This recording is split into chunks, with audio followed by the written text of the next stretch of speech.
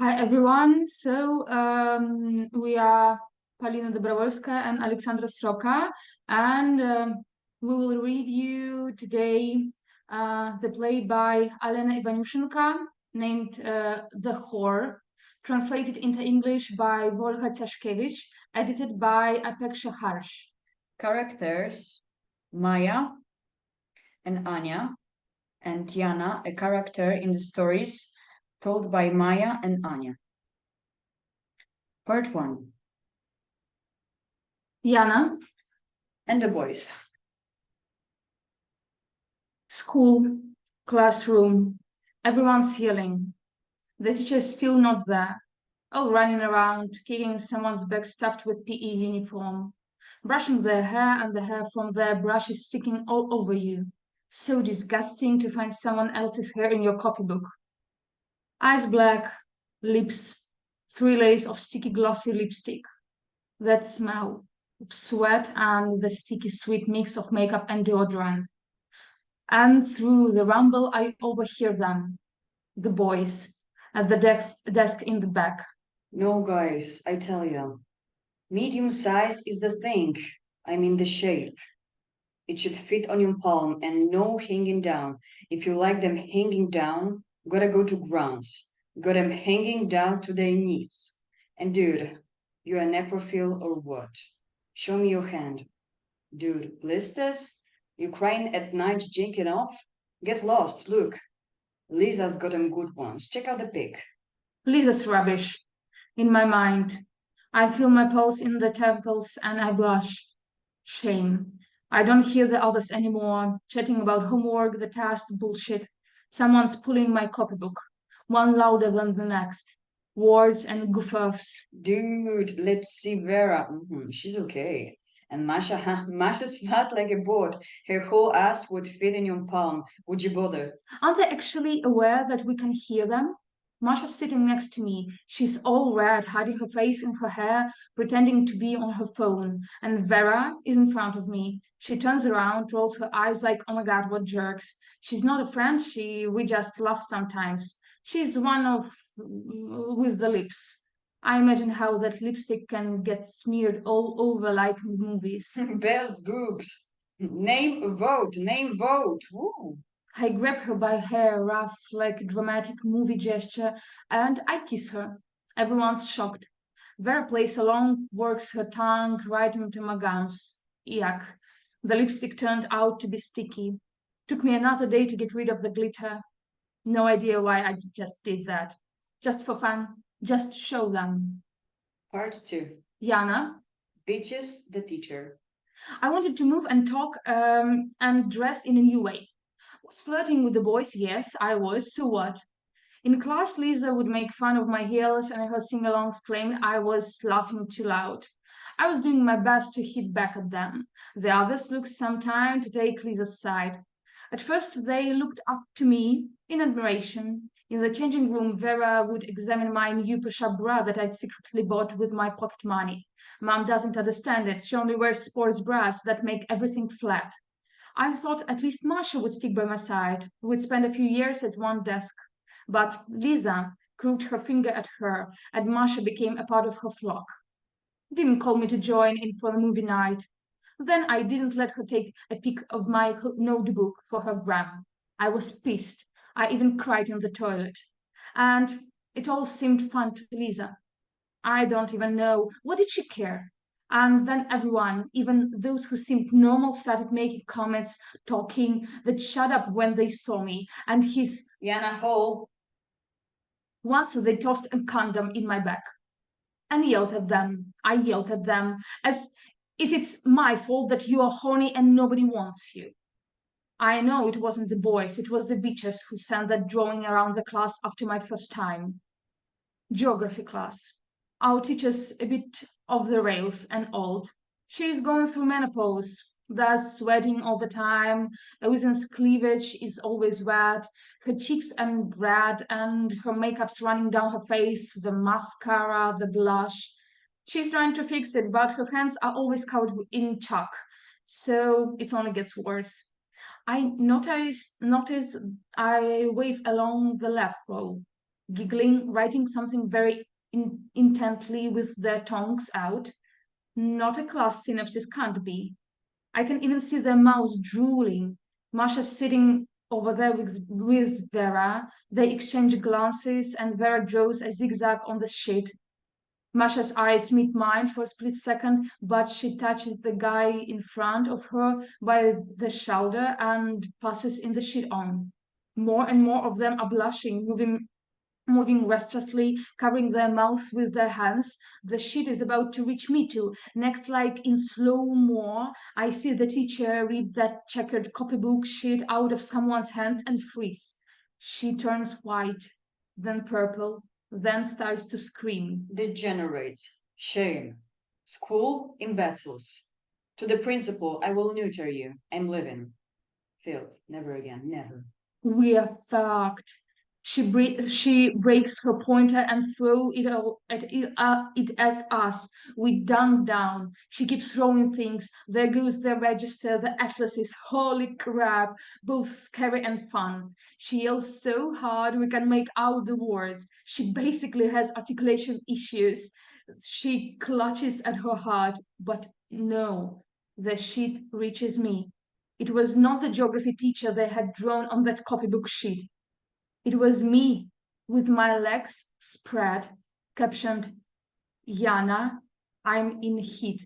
And next, add details and pass on. There were a lot of details added.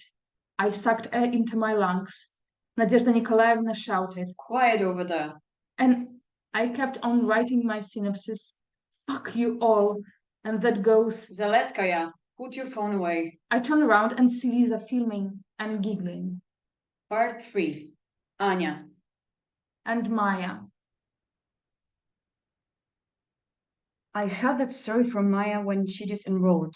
I was stuck in the library, buried under a heap of dictionaries.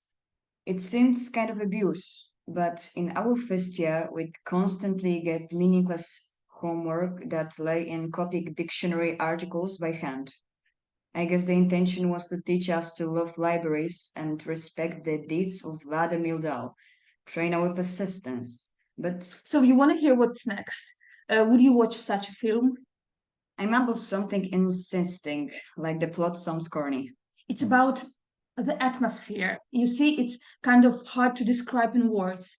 The non-linear storytelling, the camera movement, the actors' faces, the sounds.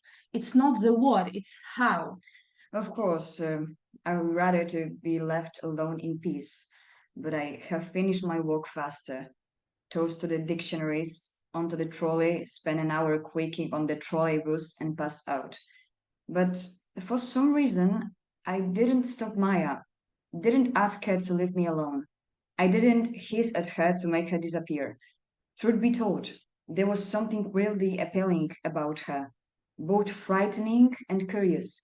We learned, it seems, in a biology class that it's always like with predators. Their prey gravitates towards them. And so she went on with her monologue, regardless of me. Part 4. Yana, Max Ilya.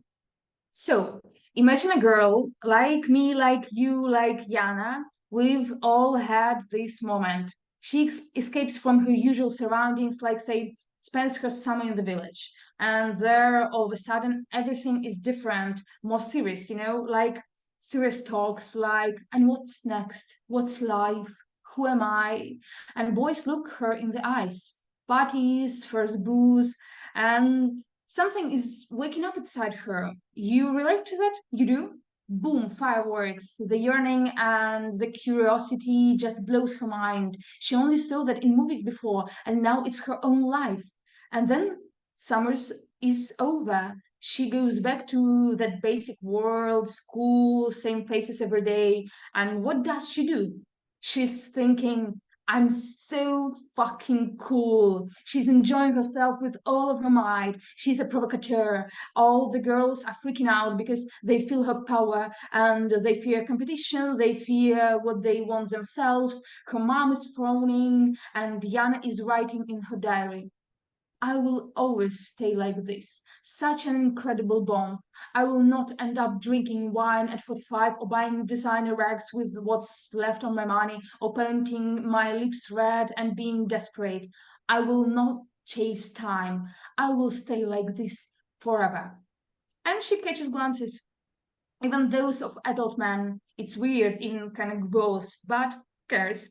They give her a boost. She feels desired, you see? She's attractive. But that's all inside, like a ticking bomb. There is no release for all this energy. She doesn't even have any idea of how this works. And so she scans all the boys in her class. Just glances and smiles are not enough. So she goes out on a date. Max is a classmate. They talk at breaks. That's convenient. They see each other a lot. And after all, he's kind of cute, but all of them are cute in their own way. And right, he's not dangerous.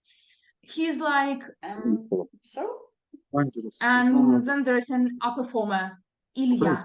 He's like top. He's totally top, you know. There's always one like in that in every school. He's not like super talented or handsome or strong. He's just at the top and everyone loves him for it. Ilya makes eyes at Yana but takes no action. She doesn't know how to hit on him. He's smiling at one girl today, another tomorrow, and Max, they're both in the same gang. There's coughing at him a bit as the younger one, but also stand up for him. And so Max and Yana go on dates. I mean, what kind of dates are those? The movies, 2 hours of some Marvel bullshit with banks and superheroes. Yana's bus comes first, and so she goes off, not even a kiss. Imagine, so awkward. And then he texts her. got home all right, babe. They're serious. Yep, I won't sleep if I don't see you tomorrow. Yana doesn't reply. You know the difference between blood and you? Blood enters the heart and leaves it, but you stay there forever.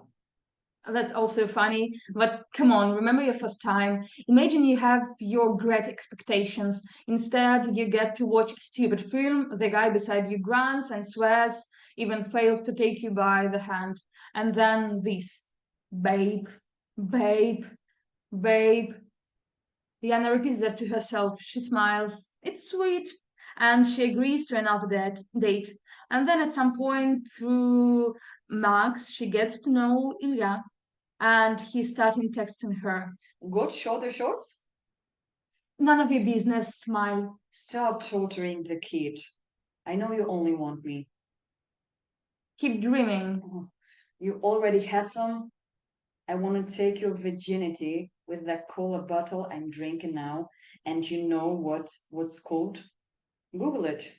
Just make sure your folks aren't home and then tell me how you like it. Perf, smile. Who's texting? Nothing, mom. Ilya either stays quiet for long or then starts bombarding her with text. Weird ones, but who cares? He's just joking. Yana is cool. 2 boyfriends at a time. Such a feeling. Wow. She hopes Ilya will ask her out, but only Max does, and she says, yes. They have the roots. Yana's home, his home, way to school and back, some small park in the neighborhood. It's fall, the leaves are falling. Max keeps his hands in his pockets. Yana got a bag with nothing but her phone and her headphones in it. The bag is just for looks. Max lights a cigarette like a noob. Yana laughs out loud, says, is it your first time? Trying to quit. Max speeds on the pavement and fractured and cracked. They keep walking, sit on the swing in the kids' playground, start kissing with tongues. And next, it's fall after all. It gets colder, and Yana comes over to Max's place. On some fifth or seventh date, she'd count them carefully. She lay in bed with him. He's got a narrow bed, and those flower printed sheets like everyone has. She's a good girl, for they claim in American movies that you should wait at least till the third date, or he'll have no respect for you as a woman. Also, Max would enviously talk about Ilya's girlfriend. She's not a girlfriend, just a friend. That's what he says. Claims they're in an open relationship.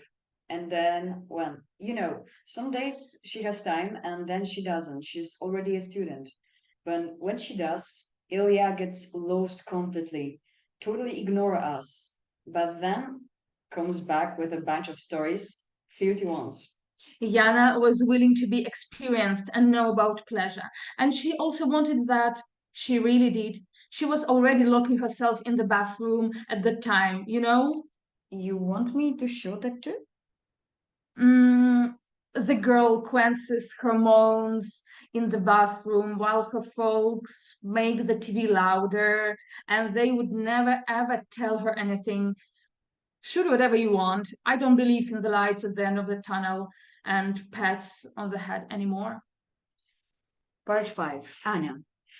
Maya's arrogance was freaking me out. Like, she'd catch you when you were alone and off guard in the library, or in the hall, or in the toilet, and start telling you this trash. And if you that once, that meant you were only into vanilla movies and your life was all clear to her.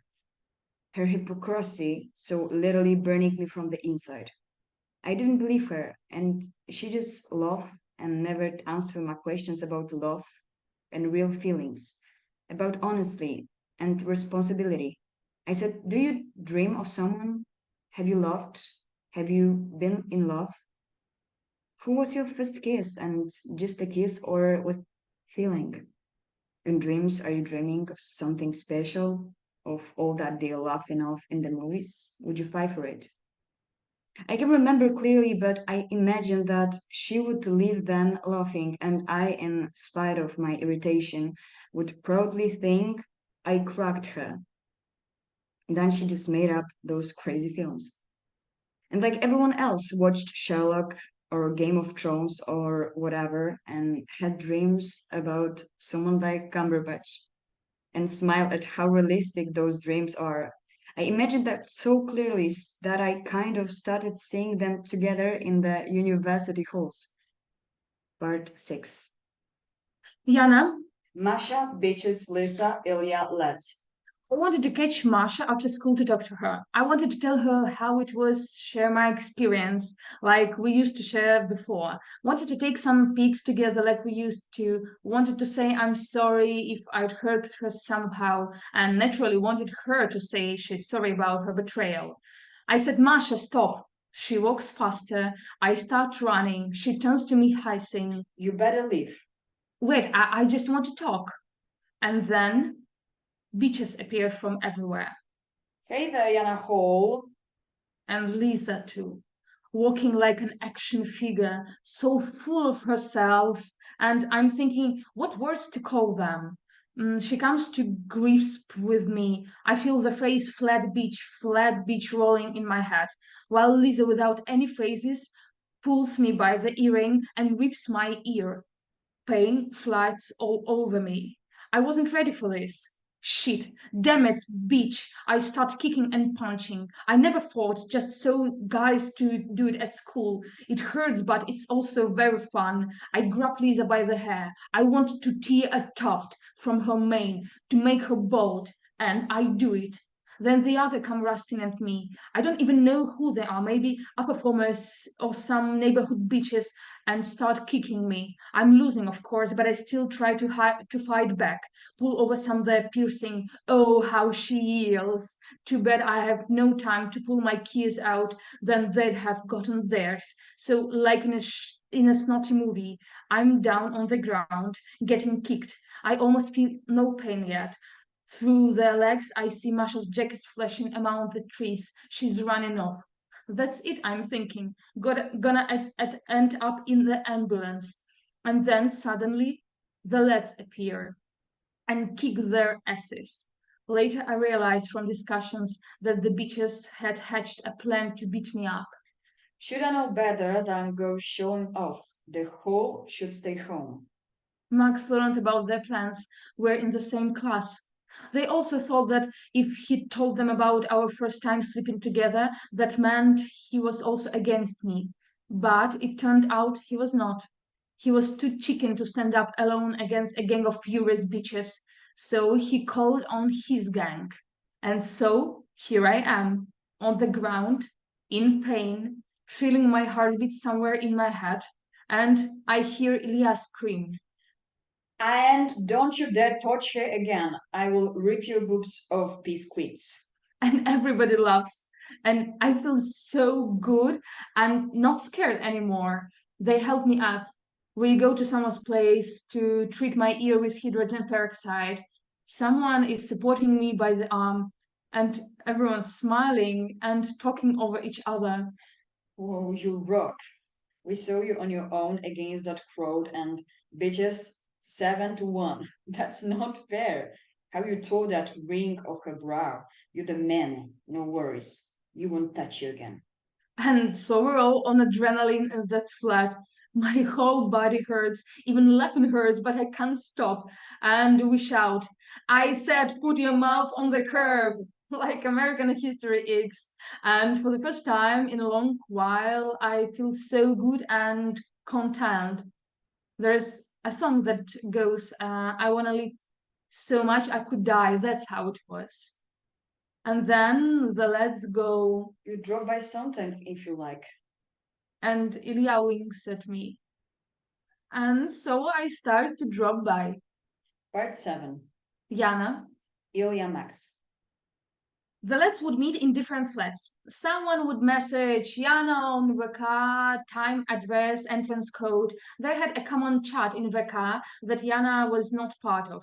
But they'd meet once a week, and Yana was hoping they were asking her to join all their meetups. She got pretty familiar with soccer, was proud that she was maybe the only one among her girlfriends who really knew that what offside meant, and that the hand of God was about Maradona.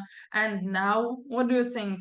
Yana liked how the lads would talk over each other, explaining to the others and to her too why the fresh transfer to Real or Barcelona was a win. She would even ask them to repeat things she'd already known on purpose. Wait, what? How many meals you say that paid for him? The lads laughed patronizingly, but repeated the stuff for Yana with pleasure. I called them my boyfriends. Jokingly. Turns out I had many boyfriends, about 15 in the gang. They called all the girls whores, but I at all times was Yana, or mate. Yana felt grateful and tried not to think about what could be happening in her absence. Must be some lads, beef, and discussions. At first, the lads were cautious, throwing glances at each other and almost never cursing. Then Ilya once said casually, Let's get nervous whether there's a girl nearby that you start acting like jerks. I won't freak out, I promise. That's what I thought. I've talked with Max, we're just friends. I'm single. You're with us. All good. Max made a long apology to Yana. She forgave him. He confessed that his classmates, the boys from another gang, thought he was gay. He got scared and blurted out in class that they have sex. I had no idea I'll get so ugly. Lisa used to hit on me back in elementary. Maybe she's still into me. That would be funny, don't you think? Yana was getting into her new character quite fast. Soccer, Dota, memes, faggot blaming. Shit, the beer tastes like piss and spit it out into the sink. Swallow like a pro. Yana was now clearly one of the lads. There was no more bullying at school, and she started yearning respect. Masha and Vera quit Lisa and went all nuts about fitness and wellness. To Yana, that was boring, and so was school. All the fun was happening in the flats. A couple of times, some boys tried to make her to do the cleaning, but she refused, and no one insisted. She was okay with fixing some snacks to go with the drinks, but the cleaning was also always on the host, no matter who puked all over the place. Part 8. Yana. Mark, Anya. And in my school, it was cool to act serious and like an adult. It was type to be in a stable relationship. Year in, year out, the same couples walked around the halls and hand in hand, and that honestly looked quite sad. Our halls were painted pale orange, pale green, and pale blue by floors. Where there were windows like recreation spaces, it was more or less okay. In all the other spaces, the light lamps hit in your eye or worse, glitch and blink like in a madhouse. Maybe Yana walked along these halls. She didn't kiss her classmate Vera, didn't rip off someone's piercing, but instead of, she was stressed, feeling lonesome, and lost in those labyrinths, fearing she was basic, just like everyone else. I was walking around, also alert. I wanted so badly to have people around me that would be my flock, but I had no idea where all that could come from. In all the hobby clubs like journalism, painting, the girls were either weird or just kids. I only knew my class well, with all my friends just as depressed as I was, and a couple of older lads. Mark was one of them. Our moms worked together. That's how I knew him. We said hi in the halls, but that was it. He looked kind of like a thug trying to play a rich boy. Top knot sneakers, sweatshirt, expensive socks, like he was pretending to be someone, but actually didn't have much to say. Yana, let me carry your bag. One, Yana, want the sneakers? two, Wanna go for a walk? three. No. Why would I? What's in it for me? And then one day we are on the bus together, and I want to bug him. So I ask, want me to make the turn ups for you? I test everyone like that. Normally, they laugh and say no and quietly goes, go ahead. Cool, boss. I've got a backpack. So I bend down to his knees, laughing, of course. The other passengers are watching, and I turn up one of his pant legs and see his hairy naked leg above the sock. I've never seen a man's leg so close before. Maybe just dads on granddads, but that's different. I always thought it was disgusting, and now, all of the sudden, it seems cute and touching. So how about a walk? Okay. And to myself on that day, I said that you never know what a walk may lead to. We have no foresight. That's the point. Saying yes to things you don't yet understand. So we started dating, just kind of naturally. Soon, I couldn't remember how I had lived before that. We became one of those school couples always drifting along the halls like Siamese twins conjoined by their fingers. Mark was such a poser at times, would make me blush on public buses, not holding on the bars, and reciting the Silver Age poets, aware of my and other people's reaction. I would forgive that. I love the poetry. I felt like I knew him, like under the rocks, under everyone else's stairs, under his self admiration was a pure and unguarded heart, not like the rest. At times, he showed it to me, and he said, I want to see people and not asses sticking out from under skirts or stone eyes. I want to live for real, you see? I was doing my best not to disappoint him. He had a thing about me being his girlfriend. His girlfriend. We're together and everyone should know because we're serious. You see, like adults. And I would be better with my heels and stuff for him only. I didn't argue. We decided to be together, and I was supposed to lose my virginity after marriage. First, we finish school. I go to the university, and then, once there's money to rent a place, I didn't object. It was a nice plan, not like everyone else's. Part 9. Maya. Anya. Oh, virginity. Great theme. It's hard to believe a guy like that actually exists. Well, we are all are different. Can you imagine? And he would also lose his virginity after marriage. In my school, we were all afraid to lose our virginity at the. That's right. That place basically has a bad aura. Think of something about it. I remember a long call and everyone sitting there stressing out. The camera follows every glance, the look on every face, every half phrase, a whole story. A young girl, eyes empty, head shaking slightly, playing out the upcoming dialogue in her head.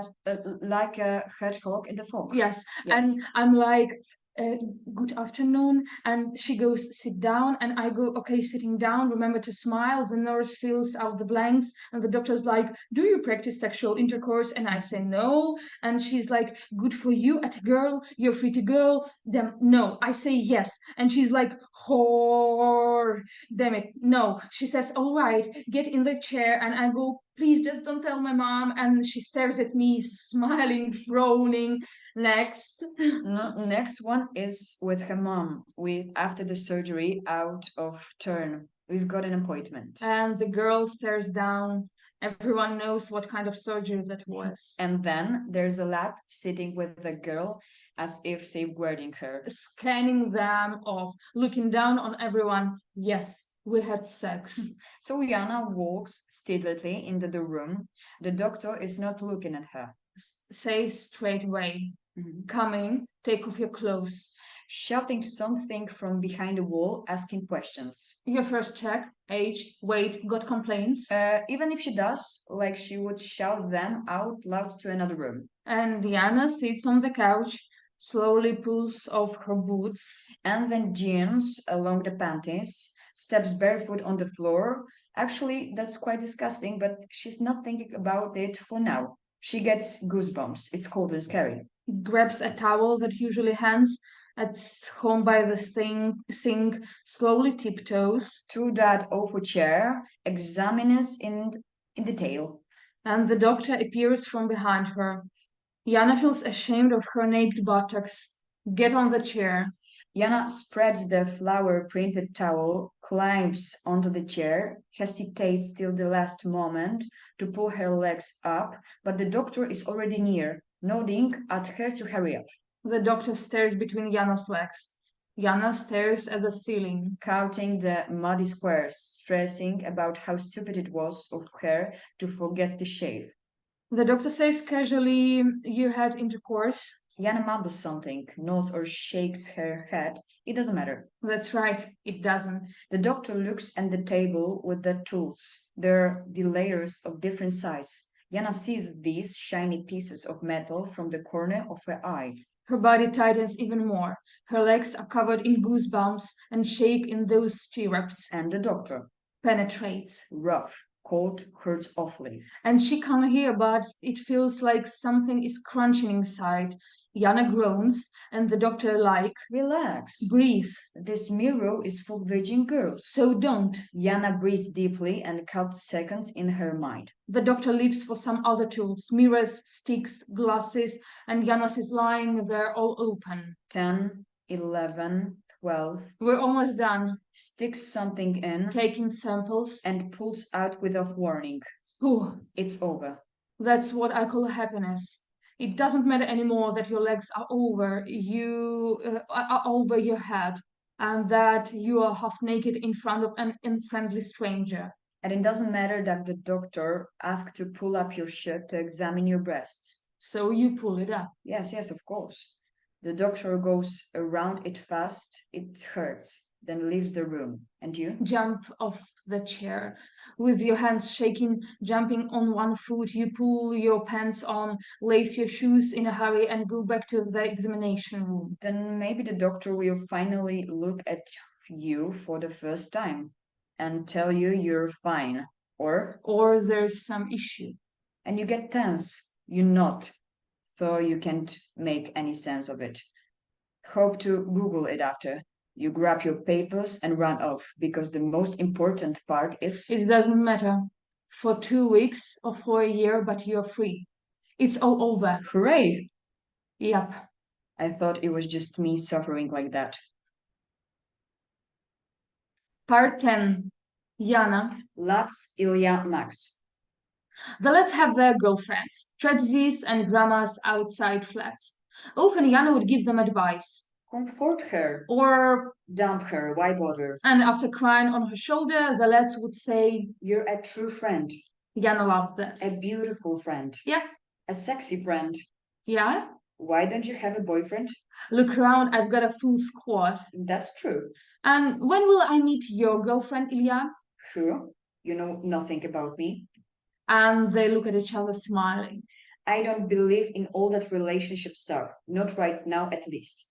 Right now, we just gotta live, have fun. Look for the people we can multiply this pleasure with by billions, millions. Share it. They clink their glass beer bottles. You agree? Sure, that's how I live. I know. You're our friend, and that's cool. I never thought it could be so easy with a girl. Fucking amazing. Thanks. Ilya leans towards Yana. So you don't mind? They kiss. Then another lad approaches them. Sit down, my friend. Still suffering? Oh, fuck it. Ilya kisses Yana and nods towards his friend. Yana laughs and kisses him on the cheek. Ilya hands them fresh beer bottles and leaves. Yana, my friend, we don't need to call all the friends, do we? Yana drinks some more. So does the other lad. They get drunk, kiss more, for longer. Then they end up in a room, drunk, giggling. Everything is over in a minute. Just a few wrinkles on their clothes. All right. Yep. Next, Yana is sitting with everyone on the couch, looking around closely. Has she gone too far? Sitting with her phone, reading Masha's message. It's a long, beautiful post on the card, and Masha writes at the end, Sometimes I feel dead inside. And you? Yana doesn't reply. Ilya grabs her phone, reads the message, and laughs out loud. Why would you need those girlfriends that only post shitty pics with shitty quotes? We've got real life here. Tense laughs and voices. Right. Max, Yana, I've got a different, very, very serious question for you. Focus. Yana is tense. Everyone goes quiet. If I weigh 50 kilos and I've had 500 grams of chips, does that make me 1% of a chip? Oi. Everyone bursts out laughing. So does Yana. Fuck off, you autist. And Ilya says to Yana quietly, You rock. You know you can leave any moment. I don't wanna. That's our girl. So they all take turns to buy Yana a beer, treat her to a cigarette and sometimes candy, and also take turns to make out with her in the dark corners of flats. They don't do those horrible things to her that seen in porn. Maybe they'd love to, but either just don't know how to or are too afraid. So everything is quite fast and monotonous and doesn't get in the way of their friendship. Yana is still the only girl in the gang. They watch soccer together, laugh, drink, and Max is with them. He was the only one who tried to act tender. Yuck, so disgusting. That Carrie sitting on my head. He's like he's comforting me, pleasant and disgusting at the same time. So I try to stay away from him. Yana lives with her mom. Mom never asks her who she's hanging out with, but often says, Who do you want to be, girl? that question pissed Yana off. And she's happy the lads aren't making fun of her like the other girls in the yard. What's that? Cigarettes? And that beer? Drop it right now. You're a future mother.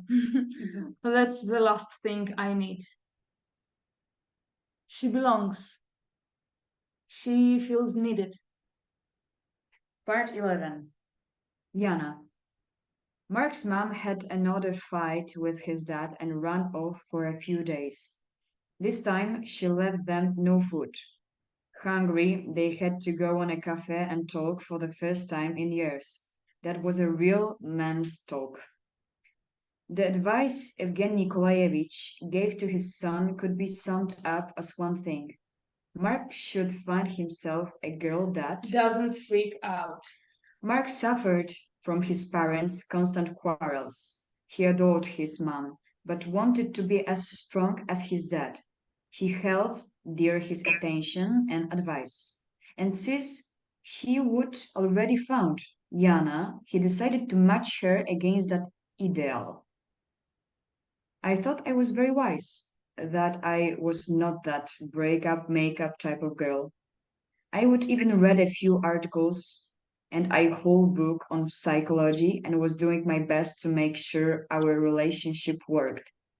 My biggest fear at the time was that Mark would break up with me.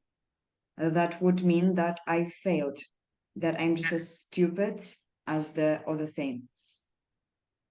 I said it to Mark when they wrote in those articles. We've got to work on our relationship once, twice, for the 10th time. First calm, then with more and more anguish. I was trying to contain myself.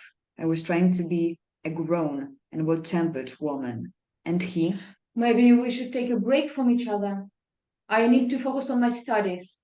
yeah, it was his last year. And Jana was still in the tent. I'm feeling less and less attracted to you. Yes, I noticed. We talk less on the phone. You haven't been texting or giving me flowers, and And what if you no longer need me. Jana was in tears. Her entire world was collapsing. She was so used to texting good night, Van, every night before bed. That was their word. That's what they called each other. What was she gonna do? She didn't even notice him leaving. She sat there alone, crying, shivering in the cold. Someone passed by, laughing, saying that Emma's is not cool anymore? it was getting dark. She out of the park somehow. She was shaking. It was late. She walked home. She gonna tell her folks? What was she gonna tell? That they were right, and the relationship was impossible at her age, but the doorway was Mark and he was yelling. Where have you been? Yana didn't understand. I don't understand. I've been waiting for you for an hour. You couldn't pick up your phone? Yana shook her head. What? Look at your phone. Yana pulled out her phone, a bunch of missed calls. What? You believe me, you fool. Yana started at him shocked. Mark hugged her, laughing, giving her a light slap on the butt. It was a joke. Come on. It's all right. I was just kidding. You hear me? We are all right. Now I know that you need me. And Yana's like, oh, really? Was she supposed to be mad or happy? I don't even know. She smiled through the tears, hugging Mark, nuzzled against his neck. He caressed her back and hair. She took in his smell, so dear and familiar, and thought, it's all my fault. He didn't see how much I loved him. I made him doubt it. His parents let him down, and I'm no better. I haven't found a way to make him happy. I should try harder, so it's all right now. Just don't ever test me like that. You know I love you for real. Part 12. Jana, Zora Ilya Max. springtime. Jana was picking her outfits with pleasure, stopped wearing pantyhose, took out her favorite light dresses. One day she went over to a new flat. She hadn't been here before. The flat belonged to Zora.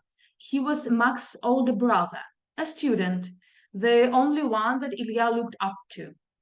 Hi there. Hi, so that's you? Who else would that be? He examined her head to toe, sneered. Yana shuddered with disgust but said nothing. She was supposed to make an impression on him. Zora was kind of skinny. It wasn't even clear why he was so admired and respected. Must have been Ilya's work. He would always describe their joint revelries in colors, how much they drank, who puked first, what kind of beaches they were, how much money Zora made, and what a badass IT guy he was gonna be. And like you, fuckheads, Max, you're lucky to have such a bro. Zora looked kind of withered, like an old apple, and maybe that's why also mean and weak too, but not weaker than Yana. He pulled her into the closet. She was kind of protesting, for normally the Les would invite her, play out some ceremonies, or at least smile at her to know that they were partners in crime. Plus, she knew them all. But this one? Zora pressed her against the ranks full of old jackets that smell of rotten leaves and might as well have been full of parasites. He sunk his teeth into her shoulder, then her neck, arms, boobs, belly, hips. He beat her till she bled.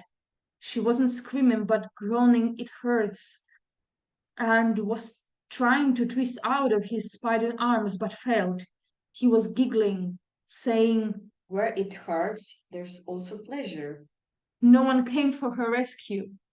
Naturally, he couldn't leave her dress alone either, and tore as much of as he could, roughly bent over, but she failed to remember what was happening next. So repulsive was the strength of those old jackets that she was being pushed against and sporting moves. Then they walked out together. The others were watching soccer in the living room. Ilya sharply turned his head towards them for a second and stared back at the TV screen. In that short glance, Yana managed to catch a flicker of jealousy and fury. Oh, finally! Maybe he does need me after all. And Max was right there, stoned and giggling. Yana, what's that? Period. Jora, the girl's on her period. Leave her alone. Yo, what the fuck are you running, faggot? Lay off. And Yana lost their attention. Some decisive game. Last 10 minutes of the second half, and Max was the only one spreading his arms towards her. Come over, my girl. Sit with me. Yeah. So then Yana locked up herself in the bathroom, washed all of the blood and dust, and took her time examining her ruined dress. She decided to just quietly go home, pulled a man's shirt out of the closet in the hall, and noticed Ilya watching her in the mirror.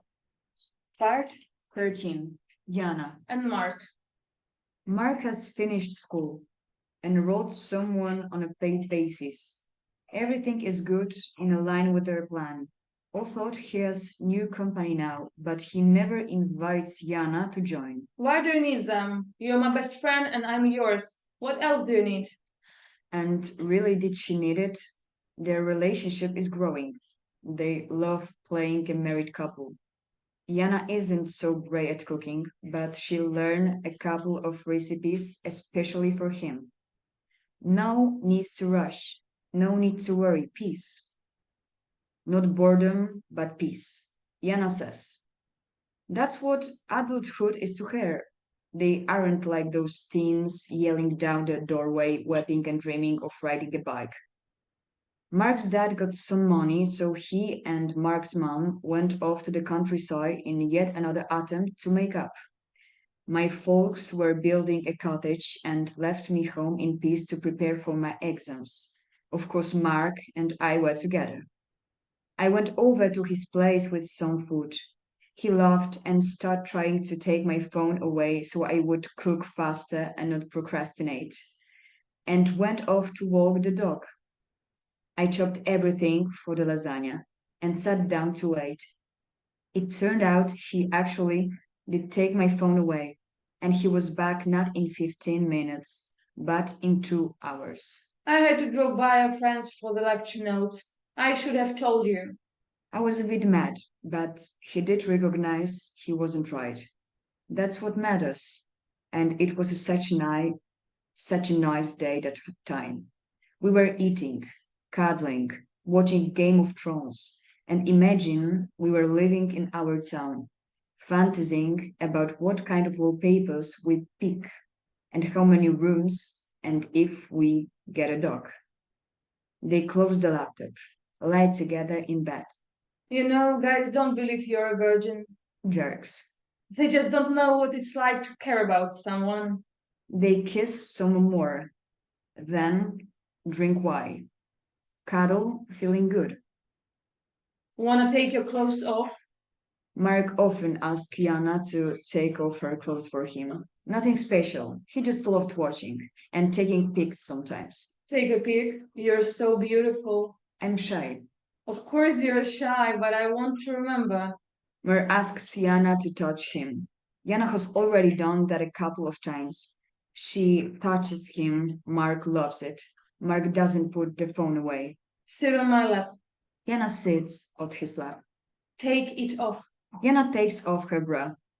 Mark grabs the leftovers of the plate and slowly smears them all over Yana's face, neck, and her naked breasts. He keeps filming. She looks him in the eyes.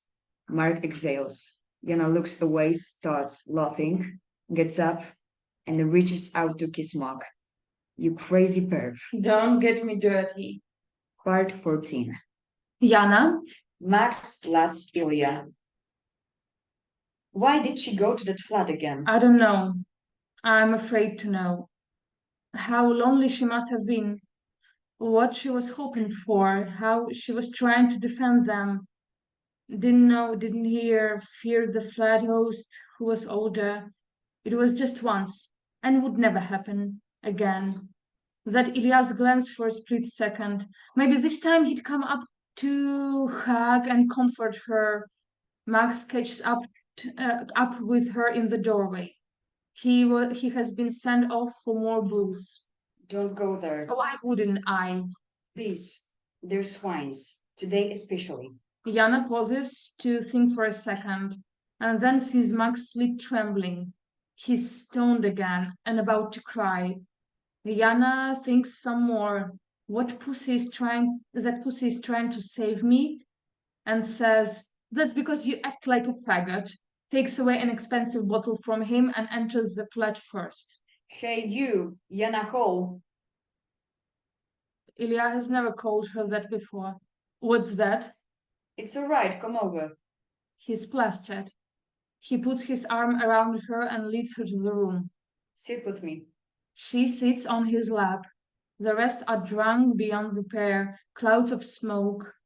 Someone's crawling on the floor, someone's laughing. Hot night, You the hottest. and slips his hand under her top. And the others are right in queue. Come on, they friends. And you our friends. We all friends. His hand slips into her pants. Is Jora here? You liked him? He's a dickhead. Ilya's drunk. He can't control his strength. He grabs her by the chin and roughly turns her face to him. It hurts. Oh, my darling. We need to gag you right now. Where's Jora? He said he needs holes and not us. He doesn't need Ilya anymore. Ilya is stronger. He twists her arms and brings her head down to his fly. I don't wanna. She tries to break away, but Come on. I remember how you loved my text. You remember? I know you gods. Wanna play some rape? and says loudly. Lads, I know she wants to get banged right now. And the lads, those who are still conscious, start closing in. Hey, shut up, that's bullshit. And Ilya tells them all about their texts, how she loves abusive porn, and yes, she replied with smileys to this text, but that was just flirting. But how could you prove it? And they all come closer, and Ilya reads his text aloud, dirty and detailed, and the lads start whooping. The smiles on their faces, they're drooling and filming and pushing her around. And of course, they're saying, But without a condom, or I won't feel anything. I'll do well to pull out too. "Don't you trust us?" Yana is on the floor. The stench, loud music, lagging sometimes, then uploading again. Max is surely not there, he's run off. And no one is here for Yana. Someone's turned off the lights, just phone screens flashing here and there. The sweat, clothing folds, friction. Someone's tongue in her ear. That taste in her mouth she'll now never misidentify. The pain doesn't matter anymore, like that time she fought with the girls. Someone is holding her arms. Yana is not resisting anymore. There is no point. She blacks out. Part 15. Yana, Ilya Max. I don't know how, but it's over. Yana finds herself on the balcony. Enter Ilya. Shining with sweat, sobering up, pulls out cigarettes, hands them to Yana. Wanna smoke? She says nothing. Baby, all good? She says nothing. Come on, it's all right. It was just some fun with the boys. A bit over the top, maybe, but it's all right, innit? You're beautiful. You're cool. You're our friend. Come on. They're talking the lads to the army. You don't know yet. We just got blasted tonight. So pissed. We'll make up for it too. Yeah, you know. We're the cloud. She says nothing, turns her face and stares at him. Ilya says cold and angry. No one made you. She's silent, stares blankly, and Ilya's yelling like her dad in her childhood. No one has made you do this. You get it? You came all by yourself. Ilya tosses a cigarette away. They're high up on the 12th floor. You're a faggot, right? Ilya turns white, spitting out the words. You know nothing about me. You're just a whore. Ilya leaves, of course. Yana is standing on the balcony, enter Max with a stupid smile. Doesn't look at her, lights a cigarette too, exhales the smoke all over, chats. Yeah, listen. Let's just go. You and I. They just they just jerks. Come on. A rush of sperm to their heads. Let's just, go have a walk, like we used to. Max nods to the street down below. You may like them, I know, but they don't respect you, trust me. I'm sick of them. They just talk shit. I've realized there are more important things in life. Listen up. Found this vanilla post on UK. You'll love it. And Max reads, one should live for the little things. Live for the sunrise at 5 p.m., for road trips, for biking with music in your ears and wind in your hair, for dancing in the rain, for laughter that makes your stomach hurt, for smiles that have no reason, for tea and cookies, for long conversation, hugs. Shut up. I know that not many boys would want to date you now. Well, that's not that I meant, but I would. What do you. Shut up. You won't become a saint at her cost. Max drops the cigarette and leaves offended. Yana is still standing, leaning over the window sill, glances down a few times. The discarded cigarettes fall slowly, gleaming in the dark. Yana pulls out her phone, shoots the sky, the horizon, the ground. The night is bright enough that you can see through the camera. Some kids passing by see Yana and whoop. Jump, do it. Come on, kill yourself already. Kill yourself. They leave. And down below there are trees, bushes. Yana keeps filming. It's dark, and you can imagine for a second that there is no ground below, but a huge black hole instead. Yana imagined herself slowly falling into it and drifting so beautifully as if in space. And there is just infinity below. She zooms in on the darkness. Quietly enter Cumberbatch. He says nothing, leans on the window sill, carefully looks at Yana, then down, then back to Yana. He seems to understand. He stands behind her back, doesn't touch her hands or waist. She wouldn't want to be touched there for sure. Still, he resolves to carefully put his hands on Yana's shoulders. She doesn't break away. He presses a bit harder. She feels the weight of those hands, and it's as if they're tying her feet to the floor. Cumberbatch is breathing into the back of her head, whispering something. Yana keeps looking down. Part 16. Yana. Sometimes it gets so sick that you lose control, dreaming of the worst, of the most dreadful things to happen, just to feel all of the possible pain to the last drop, to explode into the thousand pieces and just lie there in the bloody mess. So no one would no longer have doubts that you really deserve compassion. So that everyone would finally see and believe. The are over. I'm almost a full on adult. Just need to wait for the result of the enrollment tests. It is my birthday. And also, Mark's parents will be getting divorced. Eventually, Mark gets plastered like a pig that night. I'm no better. Beautiful summer night. Pretty cold though. He takes me to a kid's playground. There's a board there that says fire hazard. Presses me against it into the lamp shadow. He's my boyfriend. He's in university now. He's older and smarter. He won't do me wrong.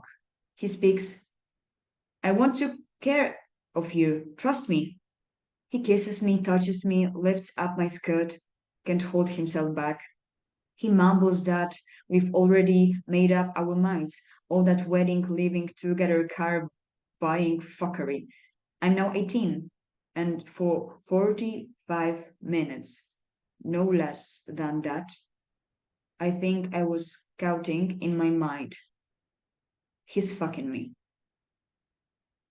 No, no. Quiet.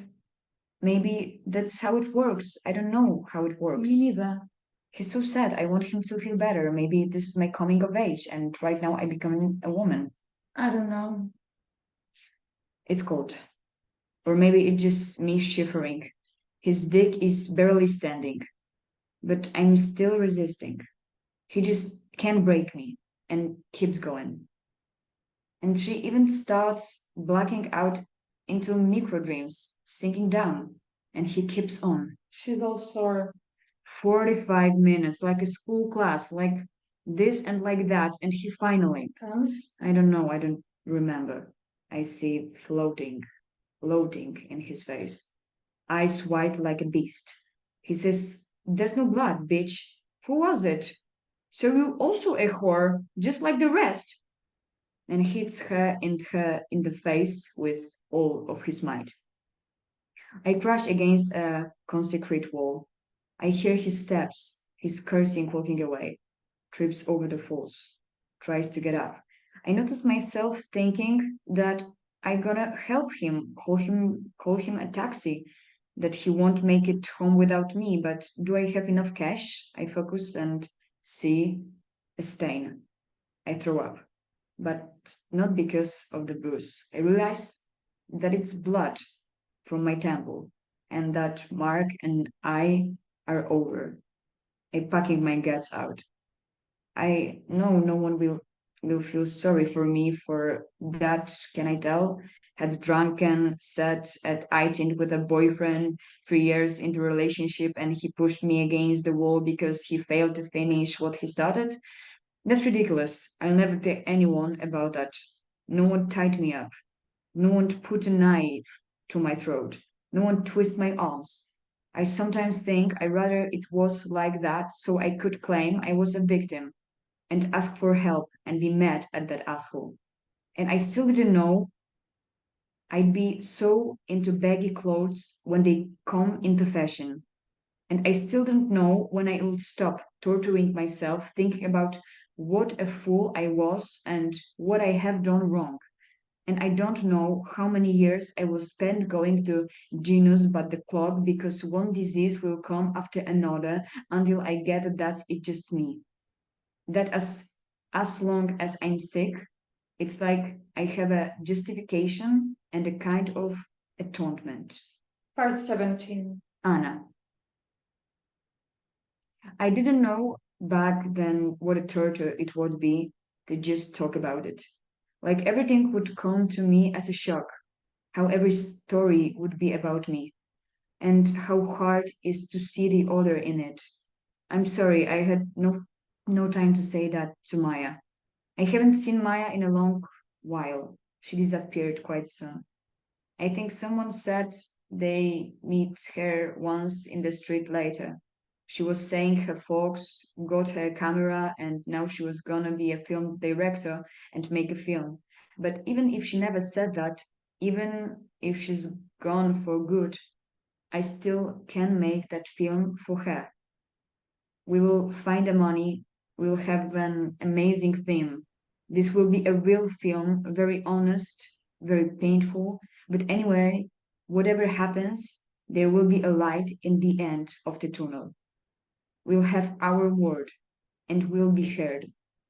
and it will save someone's life and will travel to the best film festivals. I wonder where Maya wanted to go. USA, France. Her name will be in the credits.